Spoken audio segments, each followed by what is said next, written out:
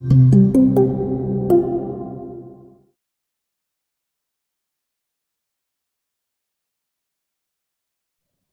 gracias a todos por su amable espera. Vamos a comenzar el webinar. Bienvenidos todos a esta primera charla de nuestra serie de webinars Encuentros en Inteligencia Artificial, Impacto en la Clínica, Investigación y Academia. El día de hoy vamos a comenzar con el tema de introducción, Revolución Inteligencia Artificial, conceptos esenciales para navegar la era digital. Me presento con ustedes, yo soy Merit Gómez, soy la gerente comercial de Latinoamérica para el área de Clinical Solutions y me desempeño como también la embajadora regional del producto de Clinical Key AI. De formación soy médico, soy internista y recientemente también realicé una especialización en inteligencia artificial avalado por la Universidad de Stanford. Y bueno, el día de hoy la intención es que nosotros podamos tener y podemos, digamos, establecer las bases del conocimiento básico que necesitamos tener para poder comprender las siguientes sesiones, las siguientes encuentros que vamos a tener en las diferentes áreas. Entonces, esta sesión es para que nosotros queramos cubrir estos objetivos en concreto. Número uno, desmitificar un poco la inteligencia artificial. Hay mucha información allá afuera acerca de la inteligencia artificial, también ideas de qué es lo que, a dónde se va a dirigir en el futuro, y si bien nadie sabe el futuro, sí es también importante ir eliminando los mitos relacionados a la generación de la inteligencia artificial, que esos sí los podemos ahora sí que revocar fácilmente. También otra cosa importante, como les mencionaba, entender los conceptos básicos relacionados a inteligencia artificial y también los principios para que ustedes aprendan a evaluar los diferentes motores, las diferentes herramientas de inteligencia artificial. Entonces, bueno, la agenda está dividida en las siguientes secciones. Vamos a tener la introducción, primero hablando de las diferentes definiciones relevantes para inteligencia artificial. Vamos a también tocar algunas de las preocupaciones relacionadas específicamente con el área de la inteligencia artificial generativa. Vamos a hablar de dos de los mitos más comunes y vamos a terminar con esta parte de las recomendaciones. Y bueno, sin más, vamos a empezar con el área de las definiciones. Y como les mencionaba, esto es muy importante porque a veces nosotros utilizamos los motores, los productos de inteligencia artificial, sin tener una noción muy clara de dónde vienen, a qué área de la inteligencia artificial corresponden. Entonces, la intención es que ustedes después de esta sesión tengan un poquito de más noción y que cuando escuchen un producto o escuchen alguna aplicación que tiene inteligencia artificial, pueden saber específicamente a qué se refiere, a qué área se refiere.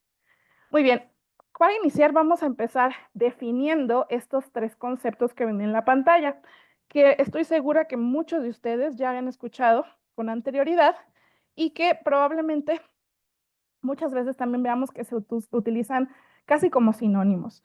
Sin embargo, es importante en este diagrama ver cómo hay un término, digamos, global, sombrilla, que engloba a los demás, que es el tema de inteligencia artificial. Y adentro de este se toca el tema específicamente del machine learning y adentro de este tipo de aprendizaje en concreto se toca el tema de aprendizaje profundo. ¿Por qué? Porque el tema de la inteligencia artificial es un término tan general que aquí para los que son médicos es como decir cáncer, ¿no? Que estamos hablando de una gran gama de diferentes enfermedades que pueden atacar diferentes órganos, que pueden desarrollarse en diferentes tipos de células, que tienen diferentes tipos de receptores, ¿no? Lo mismo pasa con la inteligencia artificial de esa manera en que adentro de este término vamos a englobar diferentes áreas, diferentes disciplinas, diferentes arquitecturas que todo conforma este tema de inteligencia artificial. Y bueno, vamos a comenzar precisamente definiendo ese término. Entonces, la inteligencia artificial se define como la teoría y bueno, ya actualmente el desarrollo de los sistemas informáticos que son capaces de realizar tareas que históricamente requerían inteligencia humana. Entonces, el objetivo principal de la inteligencia artificial es precisamente emular las diferentes áreas de la cognición humana. Como les mencionaba, es un término sombrilla que va a incluir una variedad de tecnologías. Entonces, vamos a hacer una recapitulación de cuáles son esas áreas de la cognición en las cuales se enfoca la inteligencia artificial en poder emular.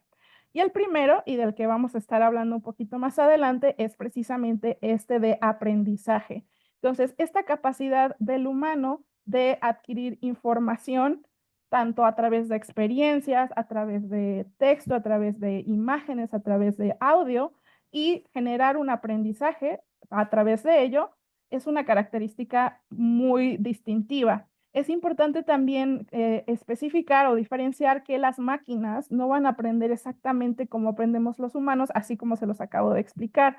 No va a haber esta parte donde la máquina está expuesta a experiencias y en base a esas experiencias va a aprender o va a tomar una conducta. Aquí es importante que el aprendizaje, lo que nos estamos refiriendo es a la alimentación de datos a través de estos métodos estadísticos que van a generar, digamos, una reacción o un producto en la máquina. Entonces, a eso es a lo que nos referimos con el aprendizaje en las máquinas. Y el que intenta emular, digamos, a nivel humano es el aprendizaje empírico.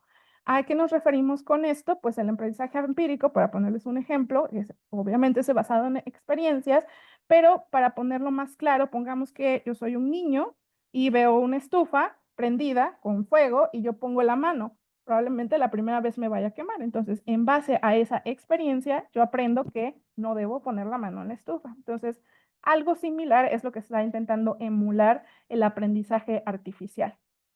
Otra área que también está muy en desarrollo en estos últimos meses es el área del razonamiento. Entonces, esta capacidad de poder tomar decisiones o poder llegar a conclusiones lógicas basadas en datos también es una área que se intenta emular. La percepción, aquí nos referimos precisamente a la adquisición de información de nuestro entorno, de nuestro contexto, a través de nuestros sentidos. Entonces, todo lo que es nuestra vista, la audición, eh, el tacto, el gusto, todo eso, también hay áreas en inteligencia artificial que están enfocadas en poder replicar eso. Adicionalmente, el área de memoria, esta capacidad que tenemos como humanos de poder guardar experiencias y recapitularlas cuando sean necesarias, es otra área de exploración de la inteligencia artificial. Y finalmente, el área de la creatividad, que bueno, esta es probablemente la más controversial, porque si bien nosotros como humanos podemos generar una idea de cero o inspirada en algo más, pues la máquina como tal nunca va a tener esta misma capacidad que les digo, es un proceso muy humano. Lo que va a hacer es emular este proceso de creatividad intentando pues generar contenidos, pero que están basados en datos anteriores. Muy bien, entonces, ¿esto en qué se traduce? Se traduce a diferentes campos o diferentes áreas de la inteligencia artificial. Y bueno, si ustedes luego revisan la literatura relacionada a este campo, van a ver que hay muchas categorías de las diferentes áreas de la inteligencia artificial. Aquí yo les pongo algunas de las más relevantes, sobre todo por el contexto que nos ha tocado vivir, de qué es lo actual de inteligencia artificial y los que más se utilizan para la generación de productos. Entonces vamos a empezar, vamos a hablar un poquito más a fondo en diapositivas posteriores del aprendizaje automático. Vamos a hablando un poquito del tema de la minería de datos. Entonces, este tema en concreto está enfocado en poder adquirir, limpiar, procesar datos, como su nombre indica. Sin embargo, aquí tiene dos características que lo hacen más eficiente o que lo hace diferente a la minería, digamos, a la adquisición de datos que hace el humano. Usualmente la minería de datos se utiliza cuando vamos a utilizar una gran cantidad de parámetros y aquí la importante es cuando queremos encontrar información que es previamente implícita y volverla explícita. ¿Esto a qué me refiero? Usualmente esto ocurre porque la máquina utiliza diferentes fuentes de información, por lo cual le es más fácil detectar patrones o información que no era previamente visible. Entonces, para ponerles esto en un ejemplo, aquí los que están en el área de salud, pongamos que si yo quiero encontrar información o quiero encontrar nuevos patrones relacionados a, no sé, cómo se lleva, todo lo relacionado a un hospital. Yo podría hacer a través de una máquina que mina datos, juntar la base de datos de las facturas, de los precios, de los procedimientos que se llevaron a cabo, de las notas de evolución, del expediente clínico de los laboratorios, y de esta manera puede que la información que se encontraba, digamos, separada en diferentes fuentes se vuelva explícita. Otra área que también es de especial interés, sobre todo para estas áreas de salud en concreto, es esta de los sistemas expertos. Entonces, estos, los que están intentando emular, es el conocimiento y el expertise, digamos, de un área muy específica del conocimiento, y usualmente son áreas que tienen gran complejidad. La intención de esto es que puedan ser un apoyo en la toma de decisiones en estas circunstancias difíciles. Aquí también, para ponerles nuevamente un ejemplo, uno de los primeros sistemas expertos que se desarrolló precisamente fue en el área de medicina, que se llamaba MISIN, en donde la intención es que éste tuviera el conocimiento de un infectólogo específicamente para dar recomendaciones sobre antibiótico-terapia. Entonces, como les mencionaba, no tiene conocimiento de toda la medicina, de todas las ciencias, sino que está enfocado en la infectología, específicamente en la terapia antibiótica, y nos ayuda a la toma de decisiones. La otra área que también está muy en boga es la robótica. Entonces, bueno, esto no creo que se los tenga que explicar, es la generación de estos robots que pueden funcionar tanto semiautónomos como autónomos. Vamos a continuar con esta siguiente, que también es muy interesante, que es la visión por computadora.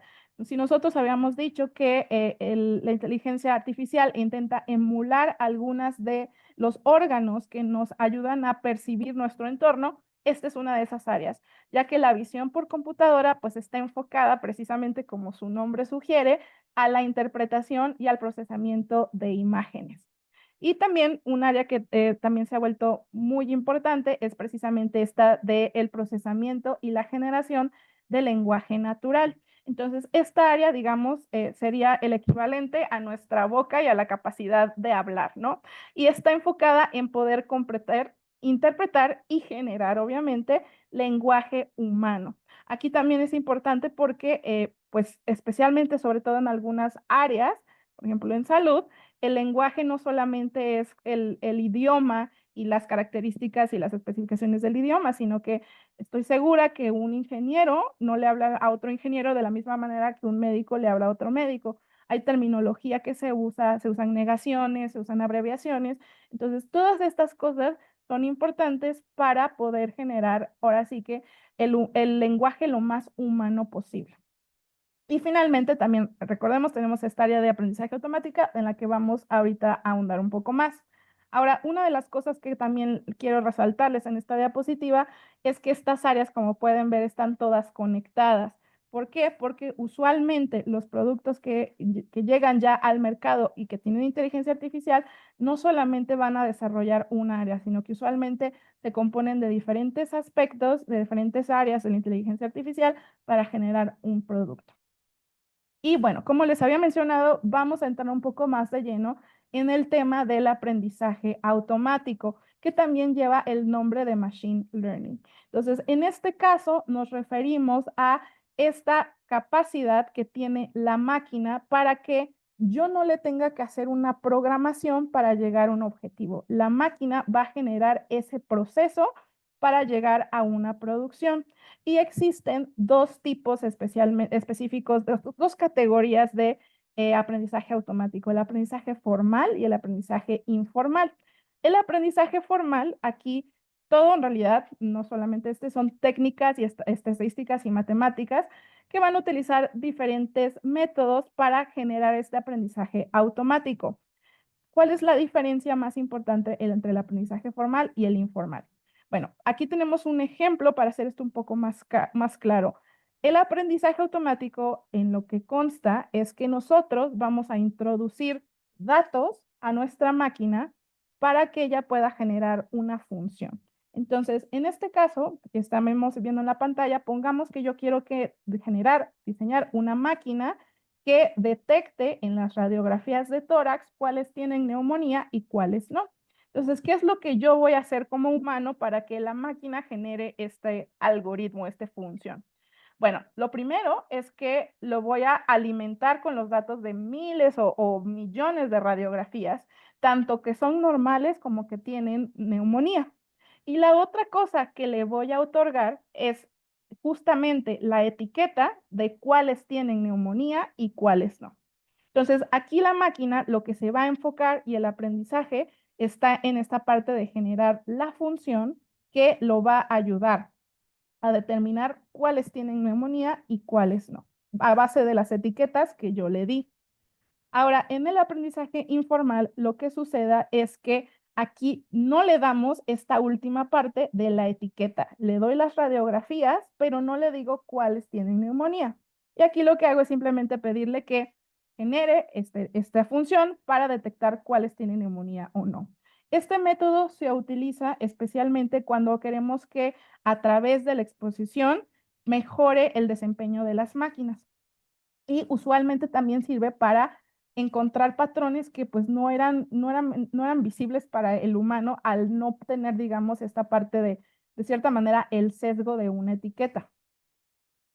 Ahora, en el área de aprendizaje automático, hay dos tipos, digamos, de aprendizaje automático dependiendo del método que se utiliza para que la máquina aprenda. Tenemos los métodos tradicionales, que son todo este grupo de técnicas estadísticas, y tenemos la parte del aprendizaje profundo.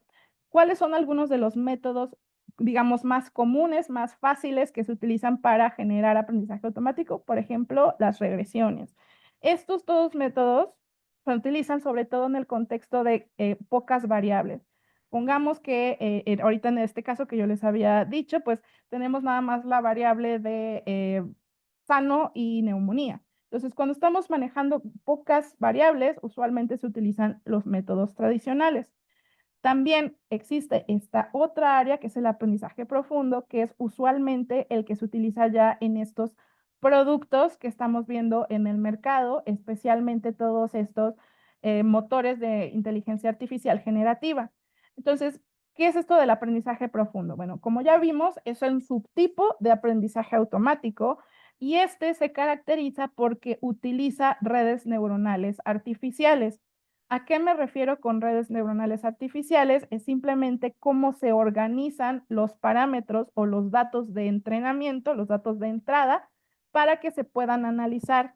Y usualmente, como son muchos, aquí se están organizados de manera jerárquica para que puedan aprender en grandes cantidades.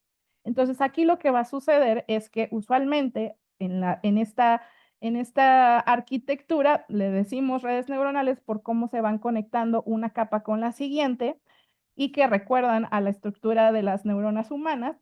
Tenemos una capa inicial que es la de entrada y esta capa también va a alimentar y los datos que produce esta van a alimentar la siguiente capa de información y de esta manera pues una red neuronal puede tener miles, millones de capas para generar uno o dos productos y de esta manera poder utilizar muchas más variables que lo que podríamos utilizar en los métodos tradicionales. Ahora, esto en específico tiene sus casos de uso. Cuando estamos, por ejemplo, hablando de una gran cantidad de parámetros, como estábamos, por ejemplo, si tenemos más de 4 o 5 variables, sino que tenemos miles de variables que tenemos que tener en cuenta. Cuando estamos hablando de problemas complejos, cuando estamos lidiando con datos no estructurados, o también cuando necesitamos que nuestra máquina se adapte y mejore continuamente. Entonces, esto, como pueden ver, es la base para muchos de los productos que utilizamos en la actualidad, justamente por esta capacidad que tiene de adaptarse y mejorar conforme más exposición tienen a los datos. Ahora, para ponerles esto todo en un ejemplo y que nosotros podamos empezar a ver qué áreas utilizan los productos que dicen tener inteligencia artificial en la actualidad, vamos a revisar un poco este caso. Y bueno, si ustedes vienen del área de salud, probablemente esto no les sea una novedad. Si ustedes no vienen del área de salud, no sé si todos han escuchado de la existencia del cirujano robot. Esto es un robot que lleva ya, creo que más de 15 años en el mercado y que se utiliza precisamente en algunas disciplinas de cirugía, especialmente, por ejemplo, urología imagine son áreas que se han desarrollado y se han enfocado en el desarrollo de cirugías con el robot. Ahora, el sistema se llama DaVinci y este constantemente está sacando nuevas actualizaciones a sus productos. Entonces, vamos a revisar lo que viene en la página de la compañía que genera el DaVinci, que se llama Intuitive, y vamos a detectar qué aspectos de inteligencia artificial utiliza. Entonces, nos dice, el sistema DaVinci permite a los cirujanos realizar operaciones con mayor precisión y control a través de pequeñas incisiones. Utiliza brazos robóticos que replican los movimientos del cirujano, pero con una mayor estabilidad y precisión. Incorpora una cámara con imágenes 3D de alta definición que proporciona una visión ampliada y detallada del área quirúrgica. La inteligencia artificial puede ofrecer sugerencias intraoperatorias en tiempo real basada en datos de procedimientos anteriores a través de notificaciones y señales visuales. El DaVinci 5 está diseñado para seguir evolucionando con el tiempo a través del software y las capacidades mejoradas. Entonces vamos a ver a qué se traduce todo el DaVinci. Bueno, estamos viendo en esta primera parte el área de robótica para precisamente disminuir la variabilidad y el movimiento de los brazos del cirujano a través de los brazos del robot. Tenemos en esta área que nos indica que con la cámara genera estas imágenes en 3D de alta definición. Estamos viendo algo de visión por computadora que justamente genera y junta imágenes que no serían capaces de tomarse nada más con una cámara o con el ojo humano.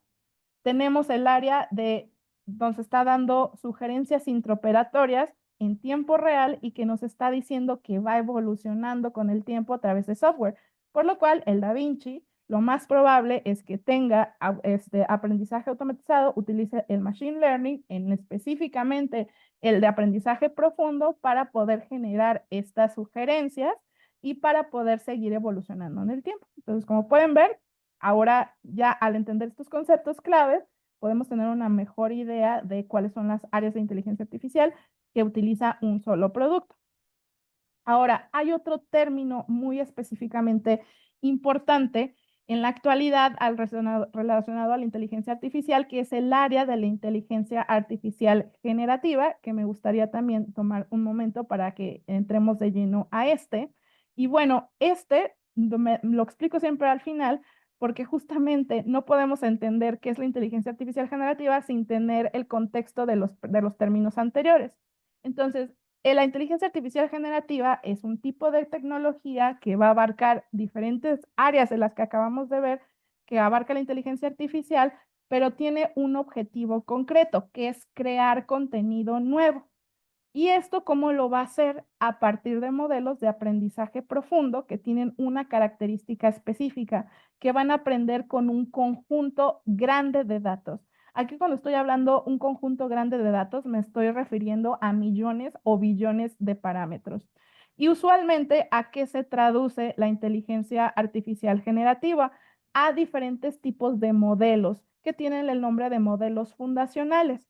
Y como habíamos ya visto en la diapositiva anterior, esto es un tipo de aprendizaje profundo, pero que se caracteriza por dos cosas importantes.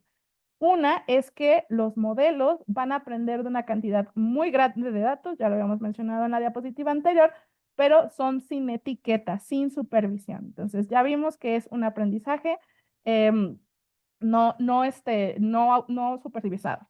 Y la otra característica importante es que esto les va a generar adaptabilidad con mejor eficiencia en muestra de escala. O sea, entre más datos lo alimento, esto va a funcionar de manera más eficaz.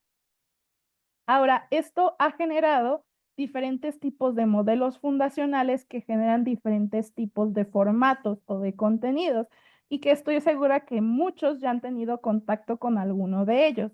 Entonces tenemos los modelos de lenguaje grande que están enfocados en generar el lenguaje natural. Tenemos los que generan imagen, tenemos los que generan audio, reconocimiento de velocidad, reconocimiento de voz, y también tenemos los multimodales. En la actualidad, pues si ustedes utilizan ChatGPT, si utilizan Claude, si utilizan Copilot, la mayoría de los modelos han ido evolucionando a ser multimodales. Ahora, vamos a hablar un poquito más a fondo específicamente de los modelos que se enfocan en generar imágenes, que como habíamos visto se llaman modelos de lenguaje grande. y ya vimos que estos son un tipo de aprendizaje profundo que entonces por ende va a utilizar redes neuronales. En este caso, las redes neuronales se encuentran organizadas en una arquitectura que se llama transformador. El transformador lo que lo hace es que no solamente va a detectar las palabras, sino que aquí lo más importante para poder generar texto es que va a detectar la secuencia del texto y la relación que tiene una palabra entre la otra. Como cualquier modelo fundacional, repito, está entrenado en una cantidad masiva de información. Esto usualmente lo hace poder resolver múltiples tipos de tareas y también está entrenado de manera no supervisada. Ahora, ¿esto cómo se traduce? ¿Cómo es que genera un modelo de lenguaje grande una respuesta? Pues pongamos que nosotros le estamos preguntando a nuestro modelo, la ardilla es de color y queremos que complete el enunciado. ¿Qué es lo que va a recibir el modelo?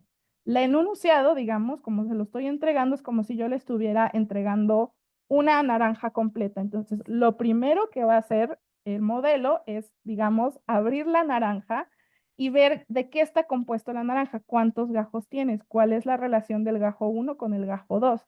Por lo cual, cada palabra, dependiendo de su relación con el contexto y con las otras palabras a su alrededor, le va a dar un token. Entonces, el token de la, por ejemplo, es el 2666 porque está junto a la palabra ardilla, ¿no? Y de esta manera le va a otorgar a cada palabra un token. Esto va a entrar a las redes neuronales y lo que van a hacer las redes neuronales es que van a generar una probabilidad de la respuesta. Aquí vean en que las respuestas con más probabilidad son las respuestas que son un color, por ejemplo, versus las palabras que no son un color. Entonces, aquí lo que va a hacer el modelo es seleccionar la que tenga mayor probabilidad para generar la respuesta. La ardilla es de color marrón, porque por sus datos de entrenamiento le dijeron que esta era la opción más probable. Entonces, ¿por qué es importante entenderlo y por qué se los explico? Porque la máquina no entiende lo que generó, no sabe leer, pongamos, solo sabe escribir, pero no sabe leer. Pues entonces, las respuestas están basadas en la probabilidad de la palabra que continúa, no porque la inteligencia esté, digamos, pensando o esté generando el lenguaje como lo generamos los humanos. Ahora, también relacionado al tema de los modelos de lenguaje grande, es importante tocar el concepto de prompting, que se refiere específicamente a esta interacción entre un humano y un modelo fundacional y se traduce usualmente a una pregunta o a una instrucción que le brinda el humano y al cual el modelo debe producir una respuesta. Entonces, cuando nosotros le pedimos genera una imagen de una niña en un sub y bajas, eso es un prompt. Si le preguntamos cómo se hace tal cosa, eso es un prompt. Esto es algo tan importante para la generación del contenido porque los datos de salida, lo que el modelo genere, va a estar determinado por dos cosas. Los datos de entrenamiento que se utilizaron para entrenar al modelo y las instrucciones que le estamos dando, por lo cual esto ha generado el desarrollo de toda una nueva área que se llama la ingeniería del prompting.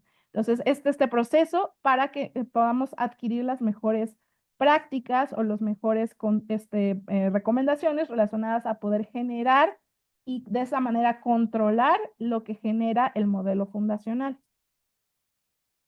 Algunos de los usos que se le ha dado a la inteligencia artificial generativa, bueno, esto probablemente ya no se los tengo que contar, ustedes mismos lo han visto en muchas ocasiones a través de la generación de escritura, de imágenes.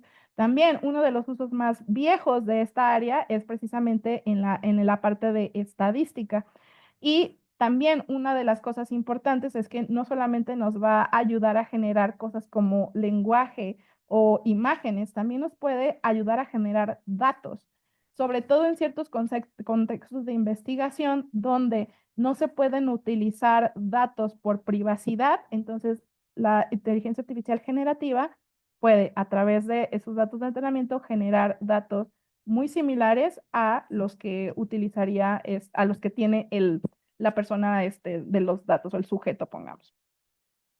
Ahora, Adicional a todo esto que les acabo de comentar de la generación de diferentes tipos de contenidos, pues obviamente también ha surgido mucho debate y muchas preocupaciones relacionadas a su uso.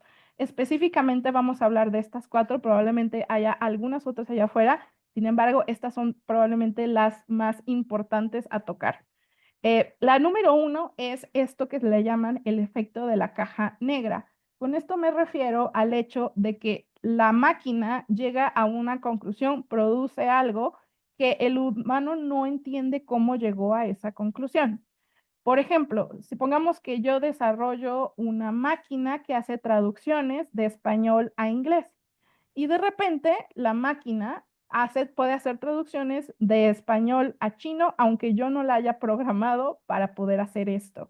Entonces, como yo no entiendo cómo es que la máquina pudo empezar a hacer traducciones a chino, eso es un efecto de la caja negra. Y en las disciplinas como la academia, la investigación, la salud, esto es especialmente preocupante. ¿Por qué? Porque si nosotros no podemos ver de dónde viene la información, pues prácticamente le quita validez. Si nosotros no podemos ver una cita o podemos ver el estudio donde se generó esta información o esta recomendación, pues entonces le quita confianza a esa recomendación. Y si ustedes han estado probando los modelos de chatbots que se encuentran en la actualidad, probablemente hayan visto este efecto de la caja negra. Si ustedes le preguntan algo y luego le dicen, bueno, ¿de dónde sacaste eso? Y te responde algo muy general como, mis datos de entrenamiento empiezan desde el 2021 al 2023, pero no te da una respuesta concreta de dónde lo sacó. Eso es el efecto de la caja negra. Ahora, el otro aspecto también preocupante alrededor del uso de la inteligencia artificial generativa son las alucinaciones. ¿Esto a qué nos referimos? A que la máquina miente para generar una respuesta porque la pregunta se sale ya sea de sus datos de entrenamiento por temporalidad o por su área de conocimiento.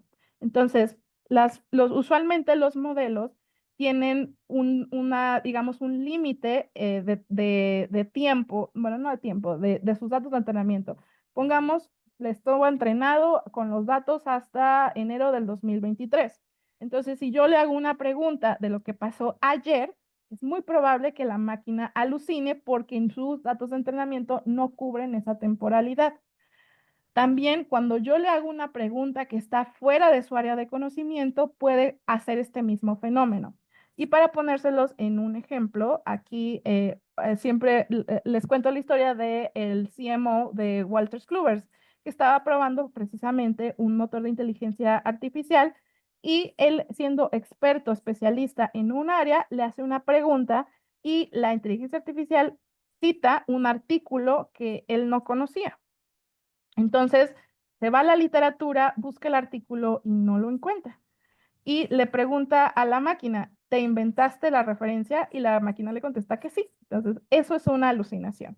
Ahora sí que generar una respuesta, aunque se salga de nuestra área de conocimiento.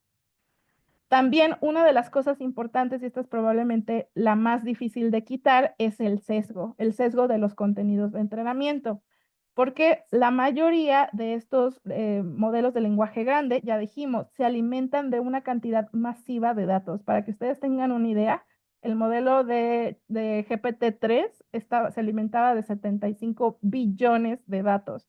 Entonces, aquí, si bien las personas que se encargan, los programadores, tienen o pueden comprar, digamos, una base de datos para entrenar, la mayoría del entrenamiento también viene de datos públicos que se encuentran en el Internet.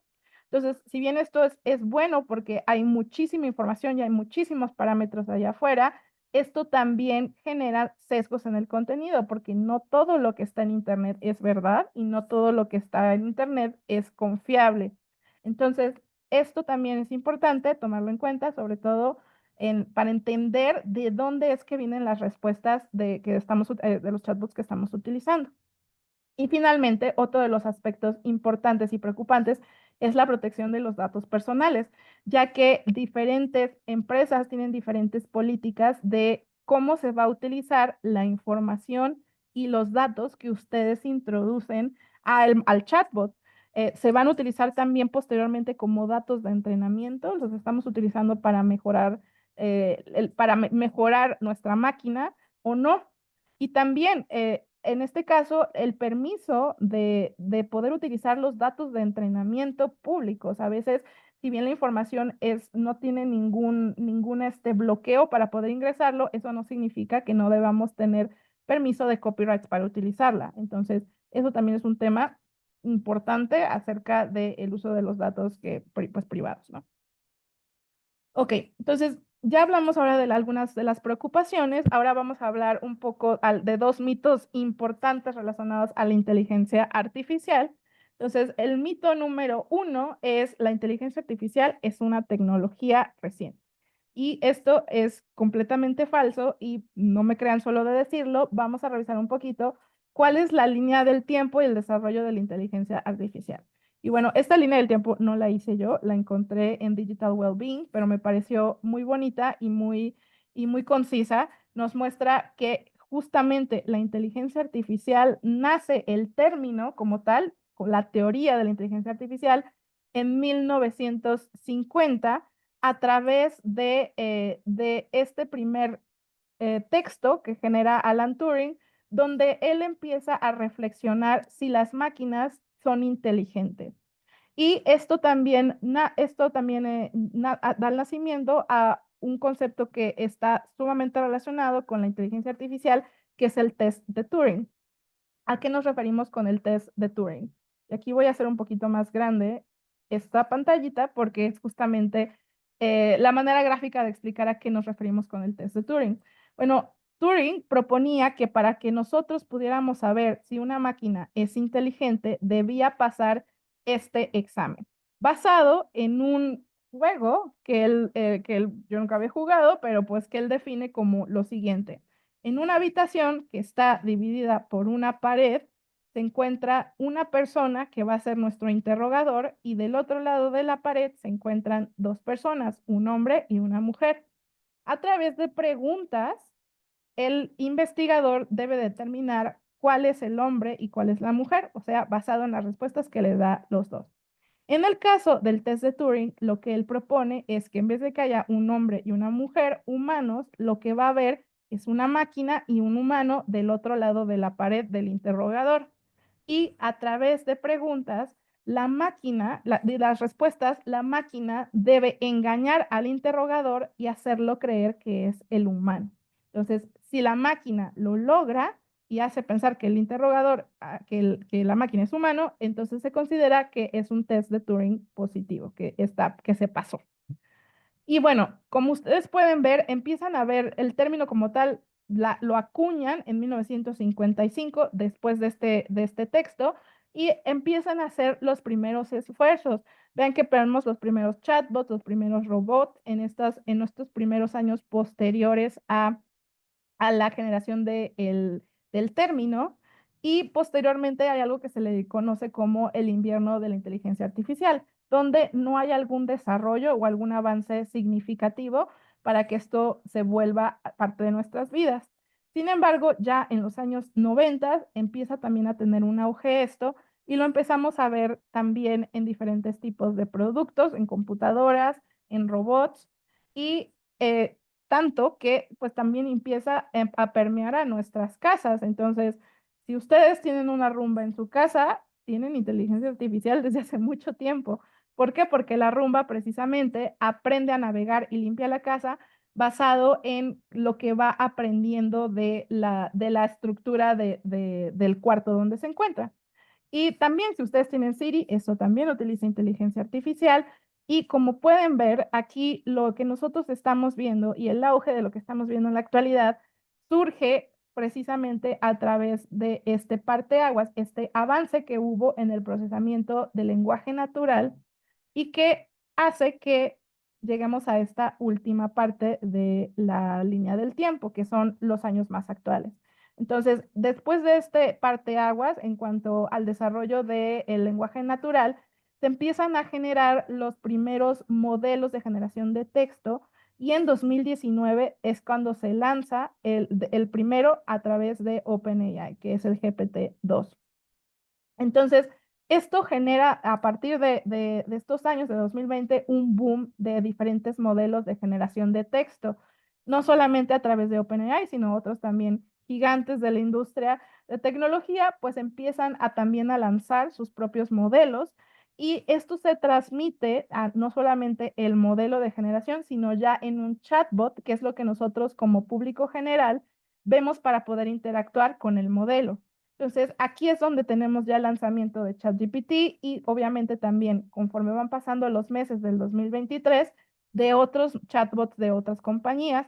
¿Y en qué se ha enfocado estos últimos años? Este aspecto de los modelos de lenguaje grande, pues en mejorar, ¿no? Mejores más, hacen más cosas, se han vuelto multimodales, hasta que llegamos pues a los modelos actuales. Ahora, mito número 2, los humanos ya no seremos necesarios. Si bien esto es un área de preocupación en muchas áreas laborales, la verdad es que esto no es un proceso que, bueno, normalmente nadie tiene una bola de cristal para decir, no, esto no va a suceder. Sin embargo, a cómo se encuentra la tecnología, es poco probable que suceda en esta manera donde el robot nos reemplace al 100%. ¿Por qué? Porque hay diferentes aspectos de la cognición humana que son especialmente retadores replicar.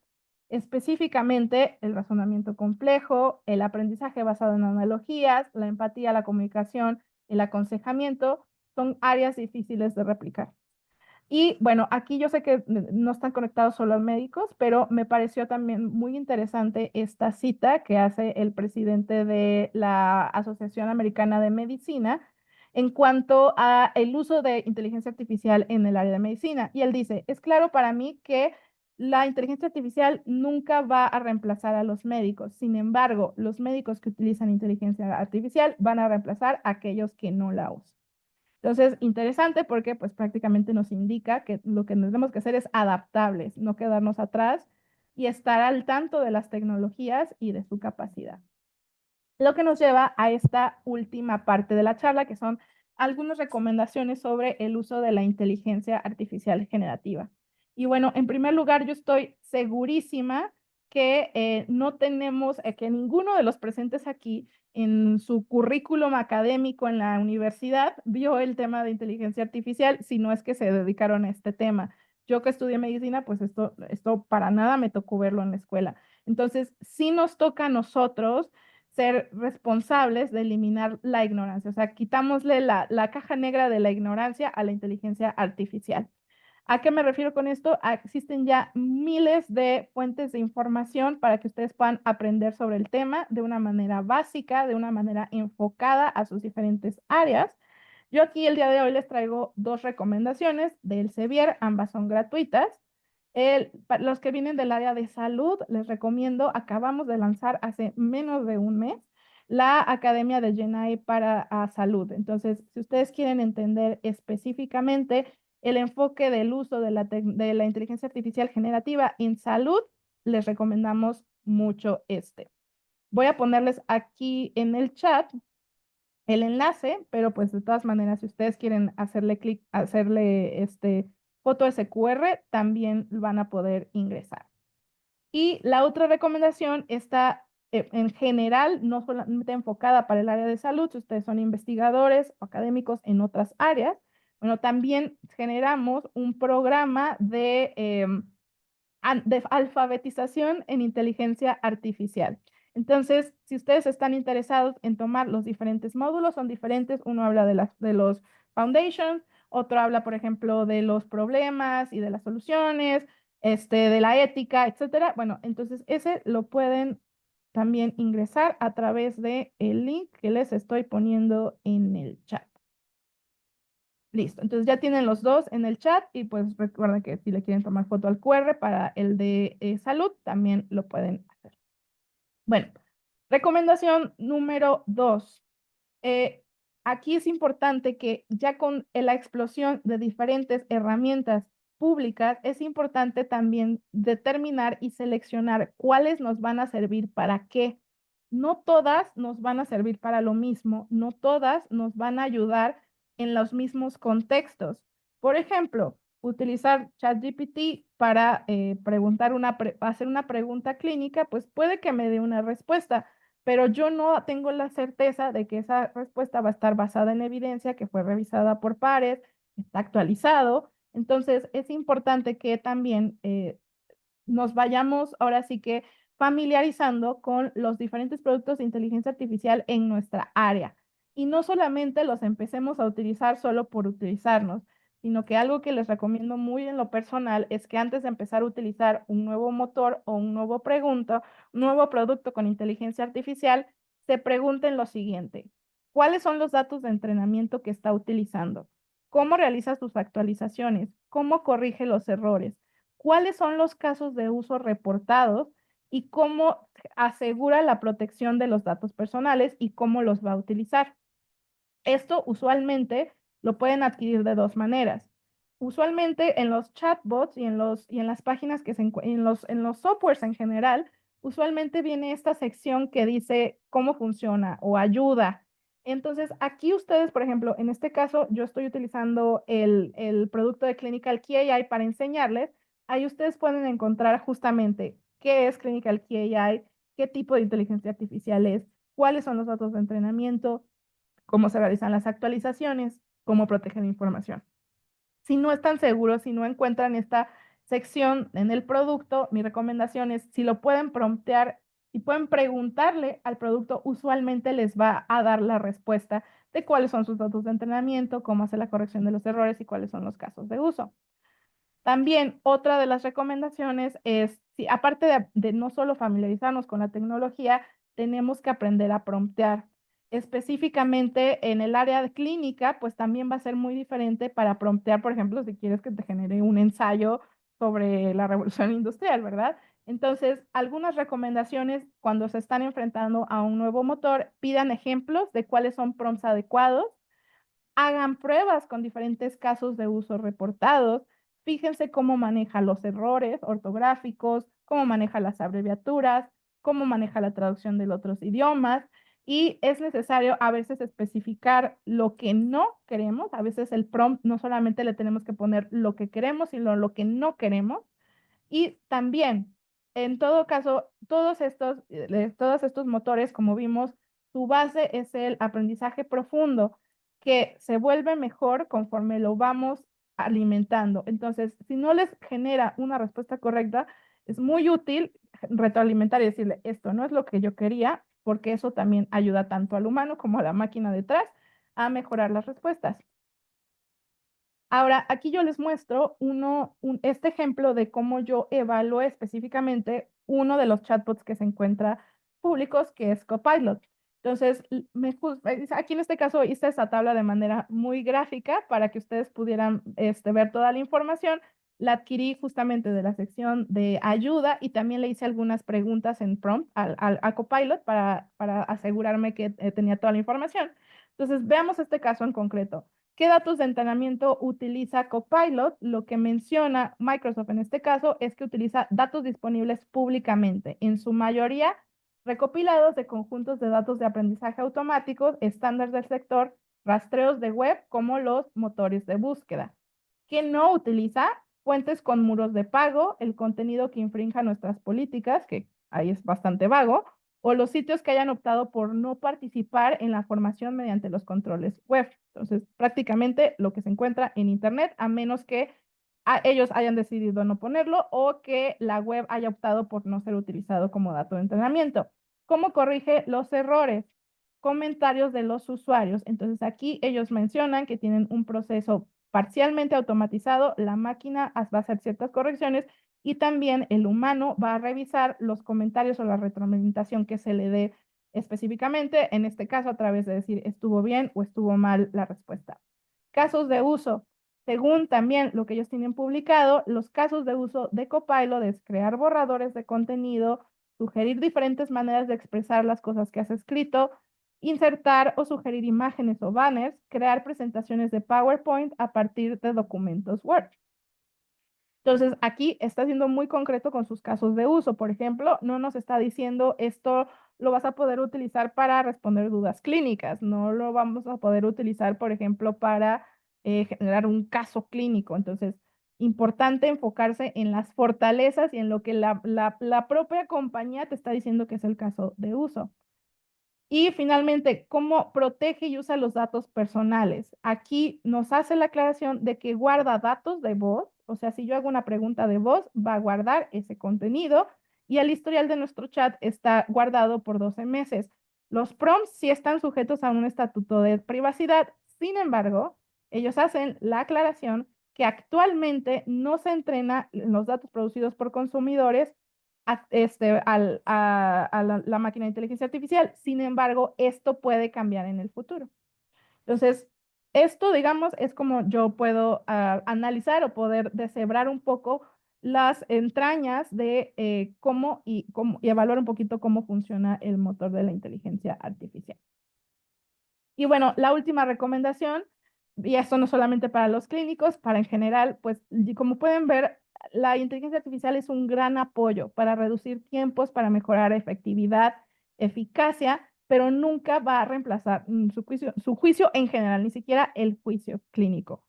Y también es importante que conforme ahora nos estamos adentrando y los estamos volviendo parte de nuestra vida diaria y de nuestra rutina, el uso de estas tecnologías, estemos conscientes del sesgo de automatización. ¿A qué me refiero con sesgo de automatización? Que confía más el humano en la respuesta de la máquina que en su propio conocimiento previo. Entonces, recuerden que nada lo sustituye y que sigue siendo importante para la toma de decisiones. Y muy bien, entonces con eso ya terminamos la charla. Voy a ver si hay alguna pregunta en nuestro chat.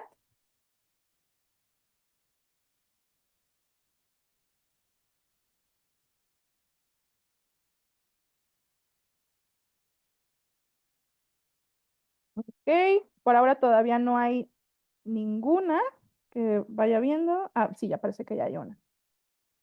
Ok, nos pregunta Anónimo, ¿cómo se activa la inteligencia artificial en Clinical Key? ¿Es pago aparte para las instituciones? Ok, bueno, en el caso del producto de Clinical Key del Sevier, para los que no estén al tanto de qué es esto de Clinical Key es un producto enfocado para el área de salud, donde tiene fuentes diferentes de referencia en texto completo, libros, artículos, resúmenes. En el caso de Clinical Key, se desarrolló un producto aparte que se llama Clinical Key AI. Voy a dejar de compartir pantalla para mostrarles un poquito la diferencia entre los dos a través de mi motor de internet. Ok, nada más me pueden confirmar que ya se está viendo la pantalla otra vez. Ya se ve. Perfecto, muchas gracias. Bueno, entonces el producto que se encontraba en el mercado hasta hace un año es este producto de Clinical Key, en donde, como les comentaba, el enfoque es en poder tener textos completos de diferentes tipos de recursos. Hay un nuevo producto que es Clinical Key AI, que es un módulo adicional al de Clinical Key. O sea, por tener Clinical Key no automáticamente se da acceso a Clinical Key AI, sino que se tiene que adquirir este producto. Este producto lo manejamos como un nuevo módulo de Clinical Key. ¿Por qué? Porque una de las fuentes de información de los datos de entrenamiento de este motor en concreto es precisamente Clinical Key. La diferencia más importante es que si ustedes han utilizado Clinical Key, que ahorita se está tardando un poquito en cargar, vamos a darle a refrescar a ver si eso lo hace un poquito, es que ustedes usualmente hacían búsquedas a través de un término, ¿no? Entonces yo buscaba, por ejemplo, sepsis, ¿no? Y lo que me mostraba son los contenidos en texto completo que mencionaban la palabra sepsis, ¿no? Entonces ya yo podía escoger alguno en concreto, los de alguna especialidad y poder leerlos sin ningún problema. La virtud de Clinical Key AI es que no solamente podemos introducir un prompt de un término clave, sino porque podemos introducir un contexto mucho más rico de un paciente. Entonces podemos, por ejemplo, hacer preguntas como esta, ¿no? Presentar un caso con datos demográficos, hallazgos del paciente y hacer ya una pregunta. La respuesta va a estar enfocada a ese contexto que yo le estoy dando del paciente.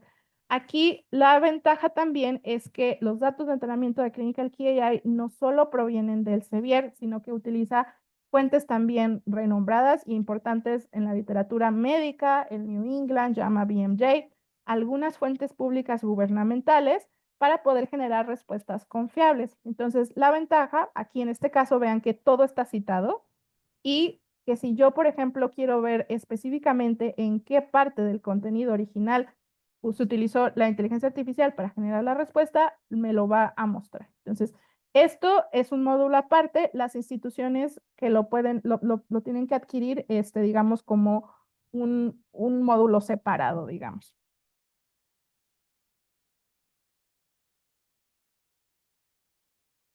Ok, voy a ver si hay alguna otra pregunta en nuestro Q&A.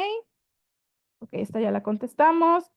¿Es para Clinical Key Physician o para Clinical Key Student? Este módulo que les acabo de enseñar en concreto es para Clinical Key Physician. Y nos hacen la pregunta, ¿cómo se buscan las diferentes herramientas cuando se quiere saber cuáles son las que existen por tipo de apoyo que brindan? Ok, aquí lo que yo te sugeriría es puedes empezar tu búsqueda sucia a través de una búsqueda por internet y usualmente aquí lo que va a pasar primero es que tú vas a tener una necesidad y vas a luego hacer una búsqueda enfocada en resolver esa necesidad. Por ejemplo, si tú tienes si quieres encontrar uno de estos productos que te ayuda a generar presentaciones de PowerPoint, entonces lo primero que vas a hacer usualmente es buscar así en Google cuáles son las herramientas, ¿no? Y pues sí, aquí lo que sí te va a tocar es, basado en las respuestas, pues ir buscando e ir analizando estas características que les menciono. Como tal, yo no tengo alguna otra fuente para ver cuáles herramientas existan, o sea, no hay como una base de datos a mi conocimiento de todas las herramientas de IA y cuál pueden utilizarse para qué cosas fuera de la FDA. La FDA en concreto, para el área de salud, ellos sí tienen un registro muy específico de cuáles son las diferentes herramientas que utilizan inteligencia artificial y cómo se llaman, cuándo se publicaron y dónde las podemos encontrar. Entonces, si estás interesado específicamente en el ámbito de salud, ahí sí te recomiendo que vayas a la lista de los productos aprobados por la FDA para tener una idea de cuáles existen. Ok, la siguiente pregunta que nos hacen, y para Science Direct también es un módulo pago aparte para las instituciones, ¿usan Copilot o OpenAI u otro modelo? Ok, para Science Direct también hay un módulo de inteligencia artificial, sin embargo, por lo que entiendo, también es un módulo aparte para las instituciones. Aquí ustedes van a tener la oportunidad en charlas posteriores del mismo programa de ahondar en el tema con las expertas en el área de investigación. Entonces, les invito a que se conecten a esas charlas de investigación para que también le den una respuesta un poquito más concreta acerca de cómo es que lo pueden adquirir. Ok, y sobre qué modelo utilizan, que aquí en este caso lo que utiliza, y les puedo hablar de Clinical Key AI, que es el producto que yo veo, aquí si bien, aquí la alianza que nosotros hicimos fue con Open Evidence. Open Evidence es compañía de inteligencia artificial que en realidad ellos tienen su propio motor y que Elsevier hizo una alianza precisamente para que con la tecnología de ellos y nuestros contenidos pudiéramos generar Clinical Key AI. En su caso, los modelos que se utilizan son los de GPT, o sea, los que generaron OpenAI.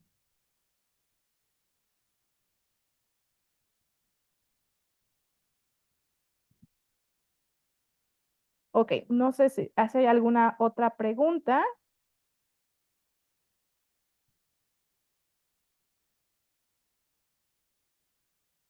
Ok, en el Inter de si está alguien todavía escribiendo alguna pregunta, algunos anuncios finales de la charla. Bueno, ustedes a través de la asistencia a esta sesión pueden generar un certificado de asistencia. Es importante que las instrucciones para que generen y descarguen su certificado van a ser enviadas en el correo de seguimiento de esta sesión. O sea, si ustedes ya se registraron y asistieron, automáticamente van a recibir este correo el día de mañana. Para aclarar, el correo llega a nombre de Zaira Ayala y el título usualmente empieza con gracias por asistir a y el nombre de la sesión.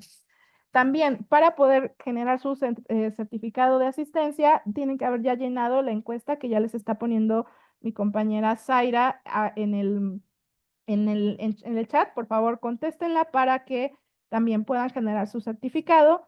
Y finalmente, esta sesión fue grabada y la vamos a publicar una vez que ya esté lista y editada en el canal de YouTube, El Sevier Salud, donde también van a poder encontrar el resto de nuestras sesiones de entrenamiento y de eventos como este. Muy bien, no sé si hay alguna otra pregunta. Ok, parece que no. Entonces, bueno, solamente me resta agradecerles a todos por su asistencia. Espero que haya sido de utilidad esta primera introducción y recuerden que esta es la primera sesión de nuestro programa. La siguiente sesión de nuestro programa justamente estaremos ahondando en el uso de la inteligencia artificial en los productos del área clínica con Clinical Key y con Clinical Key AI. Entonces, están todos súper invitados.